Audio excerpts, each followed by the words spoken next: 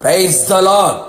ప్రేమాస్వరూపి, సత్యస్వరూపి, ఆత్మస్వరూపి అయిన త్రియేక దేవుని నామములో మీరందరూ సమృద్ధిగా ఆత్మాభిషేకమును పొందుదురుగాక.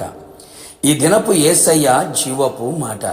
అపోస్తుల కార్యములు 9వ అధ్యాయం 31వ వాక్య భాగం. పరిశుద్ధాత్మ ఆదరణ కలిగి నడుచుకొనుచు విస్తరించుచుండెను.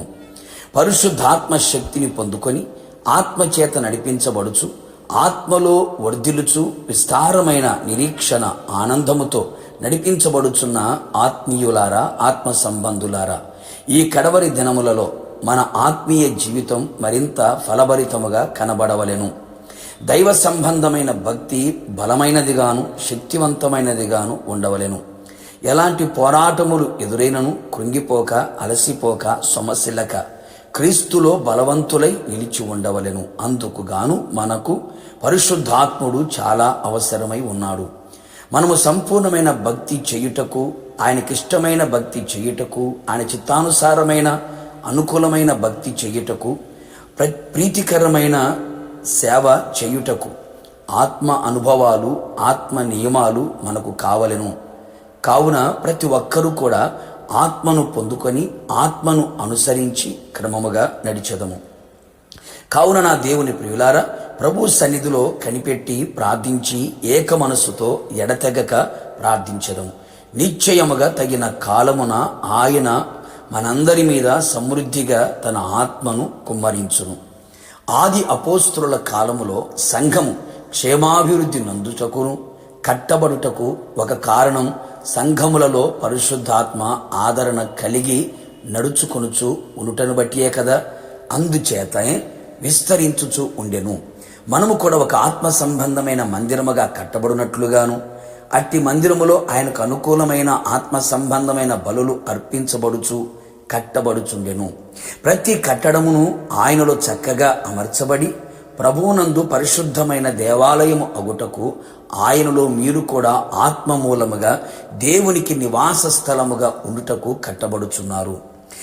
మీరు ప్రభువైన క్రీస్తు యేసును అంగీకరించిన విధముగా ఆయన యందు వేరు పారిన వారై ఇంటి వలె, దేవుని ఇంటి వలె కట్టబడుచున్నారు. పరిశుద్ధాత్మ ఆదరణ ఎక్కడ ఉండునో అక్కడ ఈ విధముగా మనము కట్టబడిన వారమై ఉండేదము.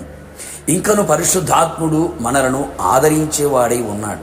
ఆయన ఆదరణ కర్తయ్యై సమస్త పరిస్థితులలో కూడా పరిపూర్ణమైన ఆదరణను మన కలుగు చెయ్యును. ఆ ఆదరణను మనము అనుభవించదము. లోకములో ఎక్కడ దొరకనిది, ఇవ్వలేనిది, పొందలేనిది గొప్ప ఆదరణ పరిశుద్ధాత్ముని ద్వారానే మనకు కలుగును. అందుచేతనే పరిశుద్ధాత్మ ఆదరణ కలిగి నడుచుకునేదము. అంతేగాక పరిశుద్ధాత్మ ఆదరణ చేత మనము విస్తరించబడేదము.